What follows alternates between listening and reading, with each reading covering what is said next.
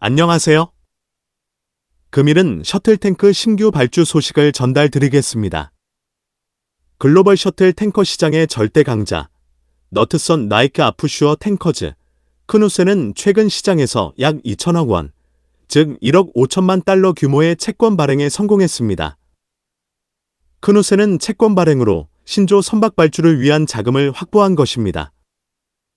해운 전문 매체 이시프트레이딩에 따르면 K-노트는 자금을 확보한 직후 중국의 카스코 시핑 헤비 인더스트리, 조샨, 조선소의 수에즈맥스급 셔틀 탱커 한 척을 추가로 발주했습니다.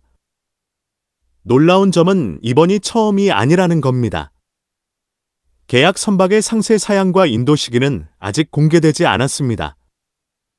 이번 계약으로 크누센이 조샨 조선소에 맡긴 셔틀 탱커는 무려 14척째가 되었습니다. 한 조선소에 14척의 같은 배를 맡긴다는 게 어떤 의미일까요?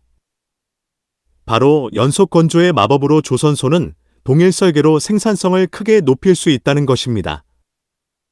선박 설계도를 새로 그릴 필요가 없고 숙련된 인력이 같은 배를 반복해서 만드니 건조 비용은 낮아지고 품질은 높아집니다.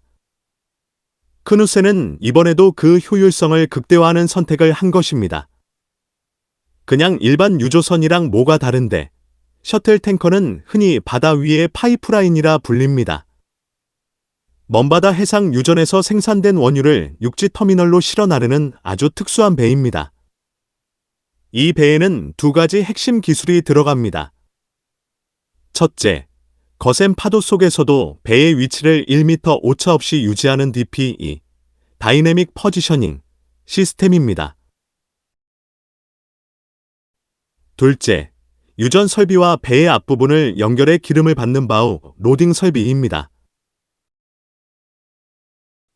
일반 유조선보다 훨씬 비싸고 만들기도 까다롭지만 한번 투입되면 대체 불가능한 수익 모델이 됩니다.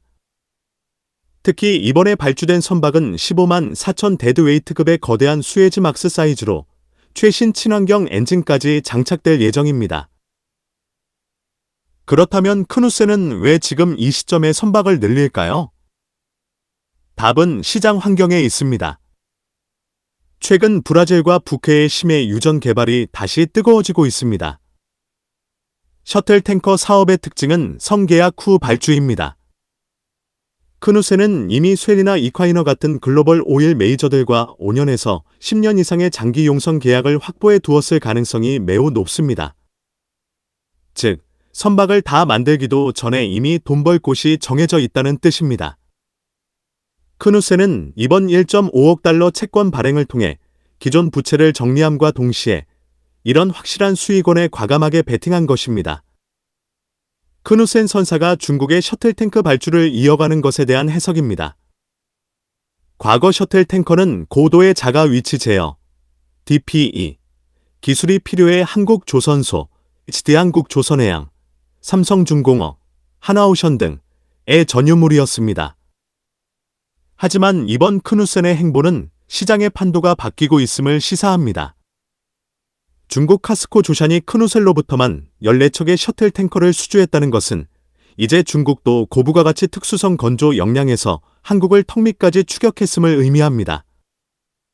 한국 조선소가 고성가 정책을 유지하는 사이 중국은 상대적으로 저렴한 인건비와 정부 지원을 바탕으로 탱커 시장의 점유율을 빠르게 잠식하고 있습니다. 현재 한국 주요 조선소들은 2027에서 2028 영까지의 건조 슬롯이 이미 렌즈 운반선과 대형 컨테이너선으로 가득 차 있습니다. 상대적으로 수익성이 더 높은 가스선 수주에 집중하다 보니 셔틀 탱커 같은 틈새 시장의 물량을 중국에 내어주게 된 측면이 있습니다. 즉, 한국이 못 만든 것이 아니라 다른 고수익 선종을 위해 양보한 것에 가깝다는 시각입니다. 한국조선소는 단순한 셔틀 탱커를 넘어 암모니아 추진, 수소 추진 등 한 단계 더 높은 친환경 기술을 적용한 특수선 시장을 선점해야 합니다. 중국이 따라오기 힘든 수준의 AI 기반 자율 운항 및 디지털 트윈 기술을 셔틀 탱커에 접목하여 프리미엄 시장을 다시 구축해야 한다는 목소리가 높습니다. 시간이 지날수록 많은 선박을 건조하는 기회를 가진 중국 조선소는 한국이 지배하고 있는 고부가 가치 선박까지 넘보는 수준까지 올라오고 있습니다. 한국조선소는 보다 경쟁력 있는 최신 기술을 개발하고 선박에 적용하여 건조 선박의 경쟁력을 유지하여야 할 것입니다. 선박 해양 관련 산업 및 기술에 대한 궁금한 점이 있는 분들은 아래의 카페로 방문을 하시면 많은 정보와 도움을 받을 수 있을 것으로 생각합니다. 감사합니다.